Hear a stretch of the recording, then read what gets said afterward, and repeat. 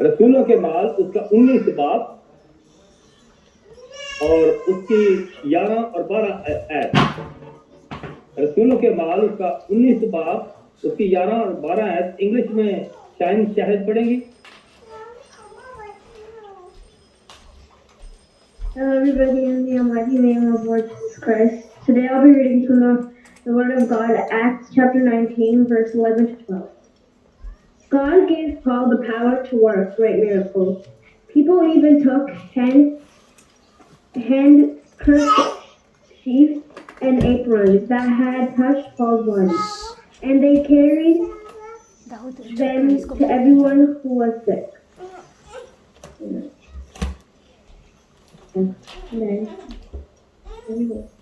उर्दू में हमारी रहनुमाई करेंगी यास्मीन अब्बास। सॉरी मैं भूल गया हूँ। इमरान बाबर साहब पढ़ेंगे। आज की हमारी तिलावत खुदावन के जिंदा अजीम और जलाली कलाम में से अमाल उसका 19 बाब उसकी 11 से 12 आयत तक। और खुदा पलूस के हाथों से खास खास मौजूदे दिखाता था, यहाँ तक के रुमाल और पटके उसके बदन से छुआ कर बीमारों पर डाले जाते थे और उनकी बीमारियां जाती रहती थीं और बुरी रूहें उनमें से निकल जाती थीं। पाक कलाम के पढ़े और सुने जाने पर खुदा उनकी खास बरकत हो। 19 बाब 11 से 12 थी। 11 और 12। हाँ जी, ठीक हो गया सर। ठीक 19 बाब ठीक सर, ठीक हो गया। ठीक हो गया जी सर। ओके जी, थैंक यू। ओके, आज का कलाम जो खुदा ने अपने बंदे पारी हनीफ साहब को दिया है, हम दरख्वास्त करेंगे जनाब भाई साहब से, तो आज का कलाम जो खुदा ने आपको दिया है वो हमारे साथ शेयर करें ताकि हम सुने और अमल करें, परमेश्वर की जिंदगी पाएं। जनाब साहब। खुदा यीशु मसीह के अजीम और जलाली नाम में तमाम भाइयों को, बहनों को, बुजुर्गों को, बेटियों को, बेटों को मेरी तरफ से और मेरे ख़ानदान की तरफ से इस्लाम कबूल हो। तो आप सबके सामने खुदावंद के कलाम मुक़द्दस को तलावत किया गया है। ये तलावत किया गया हवाला मैं आपके सामने फिर एक बार दोहराना चाहता हूँ। और खुदा पलूस के हाथों से खास मौजज़े दिखाता था, यहाँ तक के रुमाल और पटके उसके बदन से छुपा कर बीमारों पर डाले जाते थे और उनकी बीमारियां जाती रहती थीं और बुरी रूहें उनमें से निकल जाती थीं। खुदावंद अपने कलाम के वसीला से हम सबको बड़ी बरकत दे। चंद लम्हों के लिए हम अपनी आंखें बंद करेंगे, अपने सिरों को खुदावंद की हजूरी में झुकाएंगे। मैं दरख्वास्त करूंगा जनाब इज़्ज़त मुआब पास्टर बाबर साहब से कि वो छोटी सी दुआ में रहनुमाई करें। हम अपने सिरों को झुकाएं, दुआ मांगे। अल्लाह हम तेरा शुक्र और तेरी तारीफ करते हैं कि तूने ये मुमकिन किया कि हम तेरे जिंदा कलाम को तेरे बंदा के वसीला से सीख सके। रही बात इस वक्त तेरे हुजूर तेरे बंदा को लाता और मिन्नत करता हूँ कि उसकी सारी कमजोरी में तू अपनी ताकतोरी को जाहिर कर, ताकि तेरा बंदा जब बोले वो ना बोले बल्कि तेरा पास उसकी रहनुमाई करे और तेरे लोगों के साथ तेरा पास वो मुखातब हो। कादिर मुतलक जिंदा आसमानी बाप हम सबको जिन तक ये आवाज जा रही है हमें सुनने वाला कबूल करने वाला दिल अता कर, ताकि हम तेरे जिंदा कलाम को सुने और उस पर अमल करने वाले हो। यीशु के नाम से आमीन आमीन।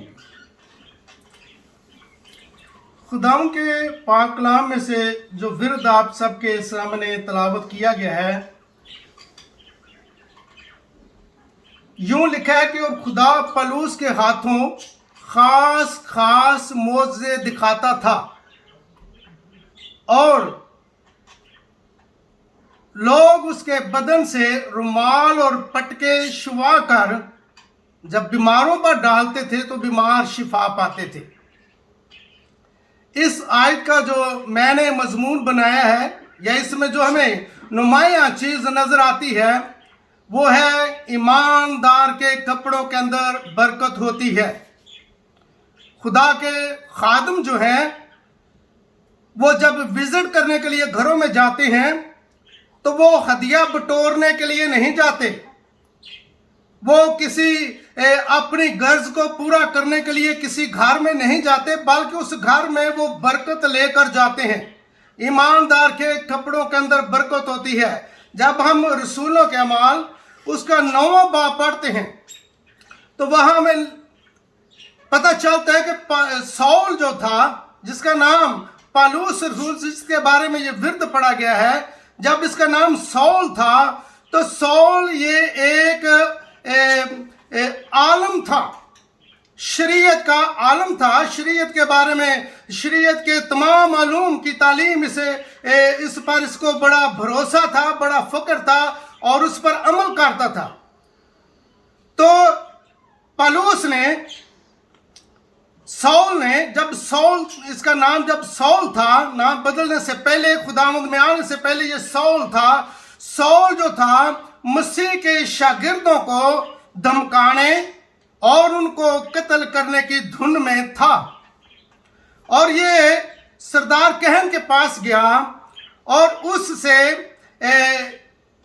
इबादत खानों के बारे में, दमिश्क के इबादत खानों के बारे में इसने लेटर मांगे कि जो इस तहरीक को मुझे मिलेंगे, चाहे औरतें हों, बच्चे हों, नौजवान हों, मर्द हों, उनको घसीट कर वो यरूशलेम में लाए, क्योंकि ये मसीहियों को घसीटता था, मसीहियों को कत्ल करता था, मसीहियों को मारता था। और इसलिए इसने सरदार कहन से ये लेटर लिए ताकि मैं उन लोगों को जो मसीह का नाम लेते हैं, तहरीक का मतलब है रास्ता, रवश, रवैया, रस्म रिवाज, जो इस रस्म रिवाज पर अमल कर रहे हैं, मैं उनको पकड़ूं, उनको घसीटूं और फिर उनको कैद में डालूं।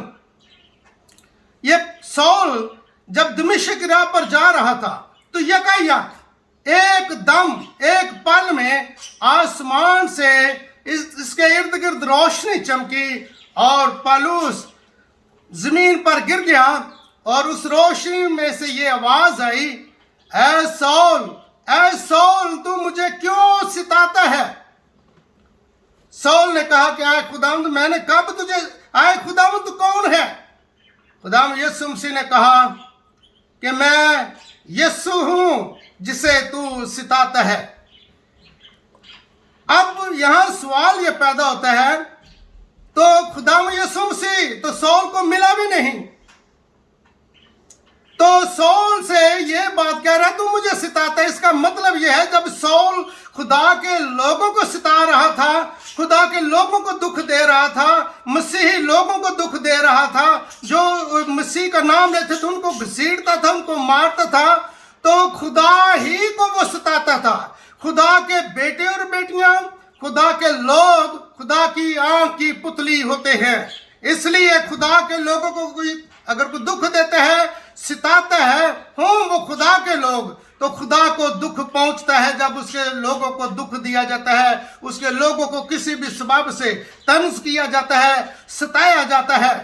तो पौलुस जब जमीन पर गिर गया तो पौलुस ने सिर्फ आवाज सुनी थी और जो पौलुस के साथ लोग थे उन्होंने भी ये आवाज सुनी, कोई किसी किस्म की उन्होंने कोई सूरत नहीं देखी। अब खुदावंद ने पौलुस से कहा कि खड़ा हो और दमिश्क में जा, जो तुझे करना चाहिए तुझे बता दिया जाएगा। अब जब पौलुस दमिश्क में, उसके साथी उसको ले गए क्योंकि पौलुस अंधा हो चुका था। 3 दिन तक उसने कुछ खाया ना कुछ पिया। और फिर इसके लिए हननिया नाम बुजुर्ग ने, जब खुदावंद ने उसे कहा कि हननिया से कहा कि तू सीधा की राह में जा और वहां एक सौल नाम शख्स है, उसके लिए दुआ मांग, क्योंकि वो उसने तुझे रोया में देखा है कि हननिया ने मेरे सर पर हाथ रखा है। हननिया कहने लगा कि आया खुदावंद, मैं वो शख्स के बारे में सुन चुका हूं कि तेरे लोगों को दुख देता है, तेरे लोगों को घसीटता है, तेरे लोगों को तरह तरह की तकलीफें देता है। मैं उसके खुदावंद यीशु मसीह से कहा कि नहीं, तू जा, वो मेरा चुना हुआ वसीला है, वो बनी इसराइल में मेरा कलाम पहुंचाएगा, बादशाहों में मेरा कलाम पहुंचाएगा, और दुनिया के लोगों में मेरी आवाज को, मेरे कलाम को दुनिया तक पहुंचाएगा, वो मेरा चुना हुआ वसीला है। जब खुदावंद यीशु मसीह में पलूस आया, सौल आ गया, तो खुदावंद यीशु मसीह ने उसका नाम बदल दिया, उसका नाम पलूस रखा। पलूस कलाम हक में हम सब जानते हैं उसके 14 खतूत हैं, और पलूस एक बहुत बड़ा रसूलों में से रसूल आजम हम कहते हैं उसे, एक बड़ा रसूल। जब मसीहत में आ गया तो फिर भी इतना जुनूनी, इतना गर्मजोश, और इतना वो मसीहत में भी बड़े फक्र के साथ वो उसने मुनादी करना शुरू की, और खुदावंद ने अपने खादम को, अपने शागिर्द को इतनी बरकत दी कि लोग बीमारों को उसके जिस्म के साथ रुमाल और पटके शुवा कर जब बीमारों पर लगाते थे तो बीमार शिफा पा जाते थे। कलाम हक में लिखा कि दरख्त अपने फलों से पहचाना जाता है, दरख्त हमेशा अपने फलों से पहचाना जाता है। मैंने लाहौर के अंदर एक ऐसा दरख्त देखा कि नाम है उसको, मैं एक गांव के रहने वाला हूं, मुझे काफी मैं दरख्तों के बारे में जानता हूं, तो मैंने उस दरख्त को देखा और मुझे उसकी कुछ समझ ना आए। उसके जो पत्ते थे वो शीशम के दरख्त की तरह थे और उसका तना किसी और दरख्त की तरह था, लेकिन उसके अंदर फल जो लगा हुआ था वो जामुन थे और वो अंगूरों के गुच्छों की तरह उसको जामुन लगे हुए थे। ये मैंने वो दरख्त देखा और मैं फौरन ये आयत मेरे ज़हन में आई कि वाकया ही दरख्त अपने फलों से पहचाना जाता है। हर ईमानदार, खुदावंद ने फरमाया है कि रूहों को पहचानो। किन से खुदावंद ने ये बात की है? हम सब से खुदावंद ने कहा कि रूहों को पहचानो। जब रूहों की पहचान हो जाती है तो आप या मैं या कोई और खुदा का खादम किसी के टोकरे के नीचे नहीं है। आप उसको छोड़कर किसी और खादम के साथ मिल सकते हैं। मैंने बहुत सारे लोगों को देखा है, यकीन जाने कि सामने तारीफ जो होती है वो मेरा ख्याल है कि अच्छी नहीं होती। पास्टर बाबर साहब बहुत अच्छे शख्सियत के मालिक हैं, खुदा के खादम हैं, जिनकी क़यादत में हम सब चल रहे हैं, अच्छे रहनुमा, अच्छे लीडर हैं। और बहुत सारे ऐसे लोग हैं वो कहते हैं कि हमने कमिटमेंट की हुई है, उसके किरदार के बारे में, उसके फल के बारे में जानते हैं और फिर भी कहते हैं हमने कमिटमेंट। कैसी कमिटमेंट की है? खुदा के साथ कमिटमेंट करें, खुदा के फॉलोअर बने, खुदा के पीछे चलने की कोशिश करें। खुदा अपने लोगों को बरकत देता है, ईमानदार के कपड़ों के अंदर बरकत होती है। आज हम खुदा के कलाम में से तमसीलों और मिसालों के जरिए इस बात को सीखने की कोशिश करते हैं। मिसाल, मत्ती की अंजील उसका 19वां बाब 20वीं आयत में एक खातून थी जो 12 वर्ष से बीमार थी।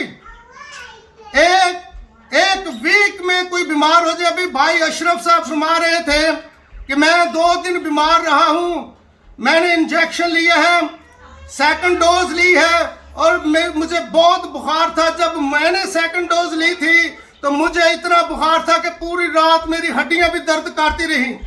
वो औरत जो 12 वर्ष से बीमार थी, उसकी क्या कंडीशन होगी, उसकी कैसी हालत होगी? वो तो चलना भी उसके लिए दुश्वार था। 12 वर्ष बीमारी का मुकाबला करती रही। हो सकता है कि उसने अपनी सारी दौलत, अपना सारा माल, अपने सारे धन दौलत उसने तबीबों में, हकीमों में, डॉक्टरों में खर्च कर चुकी होगी और कहीं से उसे कोई शिफा नहीं मिली। जब उसके दिल के अंदर यह ख्याल पैदा हुआ कि मैं यीशु अल मसीह की पोशाक का किनारा छू लूंगी तो हील हो जाऊंगी, सिर्फ उसकी पोशाक ही को छू लूं। मेरे अजीजों, जब उसने उसकी पोशाक का किनारा छुआ तो उसने शिफा पाली। हालेलुया! खुदावंद यीशु मसीह की पोशाक का किनारा छूने से उसे शिफा मिली। खुदा के खादमों के घर में आने से आपको बरकत मिलती है। खुदा के खादम आपके लिए बरकत लेकर आते हैं। खुदा के लोगों के कपड़ों में भी बरकत होती है। मिसाल एलिया की मिसाल देखेंगे। एलिया की मिसाल एलीशा के लिए बरकत। एलिया को जब खुदा आतशी रथों से उठा लेने वाला था तो एलिया ने एलीशा से कहा कि मुझे बैतलहम को जाना है। एलीशा ने कहा कि मैं खुदा की सौगंध, मैं तुझे नहीं छोड़ूंगा, मैं तेरे साथ जाऊंगा। फिर बैतलहम के बाद उसने कहा कि मुझे यरीहो को जाना है। एलिया ने एलीशा ने फिर कहा कि मैं तुझे नहीं छोड़ूंगा, मैं तेरे साथ जाऊंगा। यहां तू जाएगा मैं वहां जाऊंगा, मैं तेरा साथ नहीं छोड़ूंगा। फिर उसने कहा मुझे यरदन जाना है, तो वो उसने कहा कि खुदा की सौगंध। हर बार वो इस बात को दोहराता रहा कि मैं तुझे नहीं छोड़ूंगा, मैं तेरे साथ जाऊंगा। जब यरदन के किनारे खड़े थे तो एलीशा ने एलिया से इससे पेशतर इससे उसने पूछा कि मैं तेरे लिए क्या करूं, अगर मैं तुझसे जुदा हो जाऊंगा, अगर खुदा मुझे तुझसे अलग कर ले तो तेरे लिए क्या करूं। तो एलीशा ने एक सवाल किया कि मुझे तेरी रूह का दुगना हिस्सा मिले, मुझे दुगनी बरकत मिले। एलिया ने कहा कि तूने सवाल मुश्किल किया है, अगर मुझे तू ऐसा देखे कि मैं तुझसे जुदा हूं तो खुदा तेरे साथ तुझे ऐसी ही बरकत दे। अब एलिया ने अपनी चादर को लपेटा और दरिया यरदन पर मारा। दरिया यरदन के 2 टुकड़े हो गए।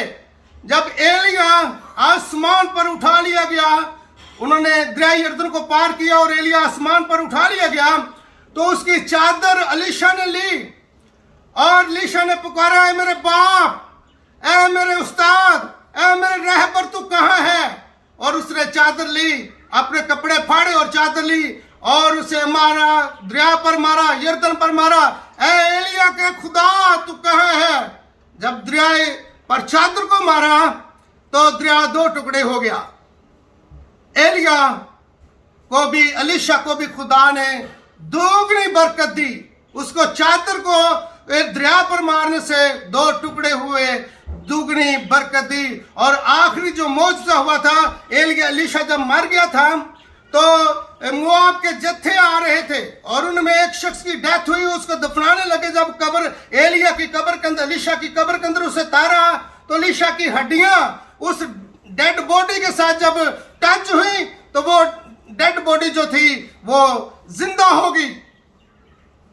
खुदा के लोगों के कपड़ों के अंदर बरकत होती है।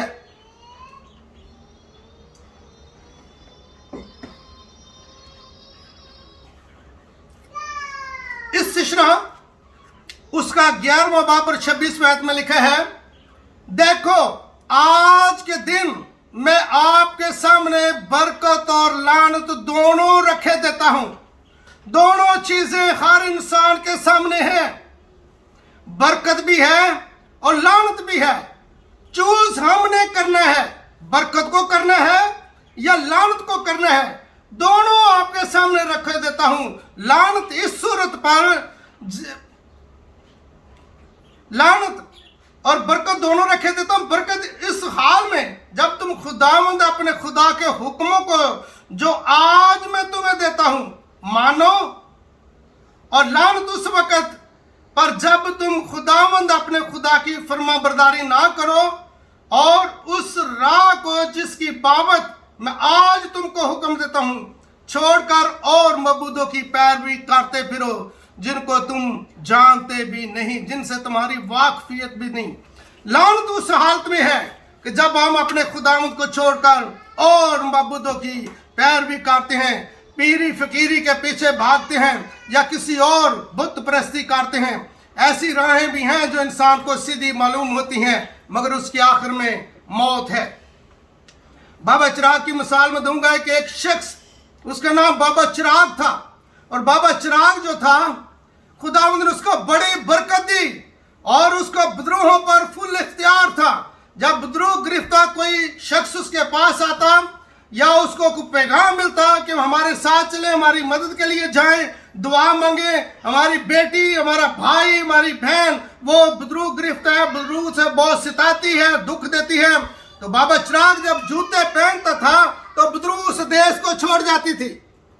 बाबा चिराग जब उसने खुदावंद की हुक्म दूली की, खुदावंद के हुक्म को तोड़ दिया, तो इसके बाद फिर उसके पास एक ऐसा केस आया कि बाबा चिराग कहने लगा कि जूते पहनते हैं, और कौन सी ऐसी बदरू है जो उस शख्स को ना छोड़कर जाए।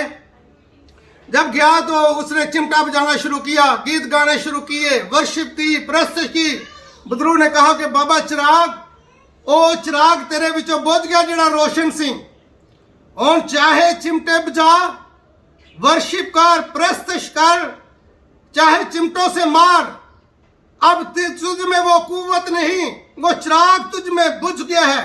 दूसरी बात, ये पहली बात कि ईमानदार के कपड़ों में बरकत होती है, दूसरी बात कि ईमानदार के साए में बरकत होती है। अच्छी सोबत, अच्छी सोबत, ये एक कहावत है, मुझे भूल गई है शायद, बुरी सोबत अच्छी आदतों को बिगाड़ देती है। बुरी सोबत अच्छी आदतों को बिगाड़ देती है। दूसरी बात कि ईमानदार के साए में बरकत होती है। बुरे लोगों के साए से बचे, जैसा आदमी होगा वैसा ही उसका साया होगा। मिसाल देखेंगे कलाम हक में से, अमाल उसका 5वां बाब, उसकी 14वीं और 15वीं आयत।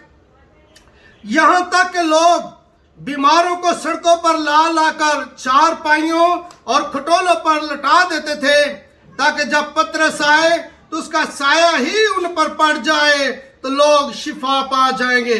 लोग बीमारियों से और नापाक रूहों के सताए हुओं को कसरत से वहां जमा करते थे और वो दुरुस्त हो जाते थे। ईमानदार के साए में बरकत होती है, ईमानदार के साए में शिफा होती है। अगर बुरा शख्स जो होता है उसके साए में लानत मिल सकती है, तो लाजमी है कि ईमानदार शख्स के साए में बरकत होती है। उसके साए में इंसान को बरकत मिलती है। जिस तरह पतरस के बारे में बताया गया कि लोग बीमारों को, बदरू गिरफ्तार को वहां लाकर सड़कों पर रखते थे कि पतरस यहां से गुजरेगा तो किसी पर उसका साया पड़ जाएगा तो वो शिफा पा जाएगा। ईमानदार के साए के अंदर भी बरकत होती है। पाकिस्तान में एक ऐसी बीमारी थी कि जब खुदा औलाद जैसी बरकत देता तो औरतों को एक ऐसी तकलीफ थी, ऐसी बीमारी थी कि आने वाला बेबी सूखा होता था, उसका बदन सूखा और उसकी हड्डियों पर सिर्फ स्किन या ये चमड़ा ही होता था और कुछ नहीं होता था, गोश्त नहीं होता था, कमजोर इतना कि उसकी शक्ल डरावनी नजर आती थी। और लोग जब इस बात के बारे में पूछते थे तो कहते थे कि किसी बुरी औरत का साया पड़ा है। अगर बुरी औरत के साये के साथ ईमान उस आने वाले बच्चे की ये हालत हो सकती है, तो ईमानदार के साये में कितनी बरकत है। ईमानदार के साये के अंदर बरकत है। ईमान, इस बीमारी को सोकड़े की बीमारी कहते हैं। तीसरी बात कि तस्वीरों के अंदर भी बरकत होती है।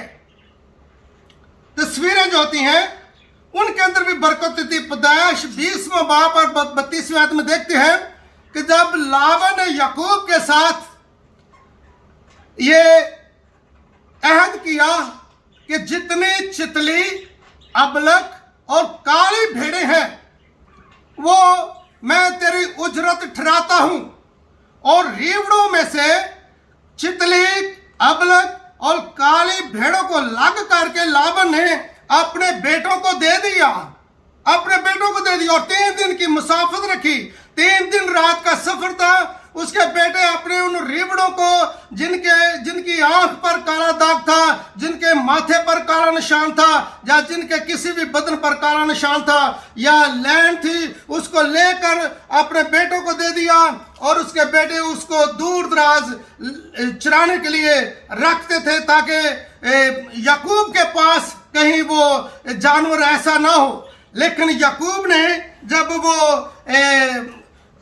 उसने अपनी उजरत उसके साथ मुकर्रर की, और याकूब अपनी भेड़ों के सामने जब उनके वक्त था, आप इस बात को जानते हैं, तो उसने उन अपनी भेड़ों के सामने इस तरह की छड़ियां लगानी शुरू कर दी। मैंने ये अभी छड़ी बनाई है, एक पेपर को रोल किया है और उस पर एक नीले रंग की टेप लगाई है। ये आपको काली और सफेद रंग की नजर आती है। याकूब ने बादाम की छड़ियों को लिया और सफेदे की छड़ियों को लिया, और जब भेड़ें पानी पीती थी उनके सामने ऐसे खड़े कर देता था, और जब वो उनके सामने खड़ी होती थी तो भेड़े की नजर उस पर जमती थी, और भेड़ों के जो बच्चे थे चितले, अबलग और धारीदार पैदा होने शुरू हो गए। तस्वीरों के अंदर भी मेरे अजीज भाइयों बरकत होती है। जब खुदा किसी बेटी को, किसी बहन को औलाद जैसी बरकत देता है तो वो अपने घर के अंदर खूबसूरत तस्वीरों को लगाती हैं, खूबसूरत तस्वीरों को, और उनको देखती हैं। शायद आने वाला बेबी जो है वो इस तरह का खूबसूरत हो। तस्वीरों का असर होता है।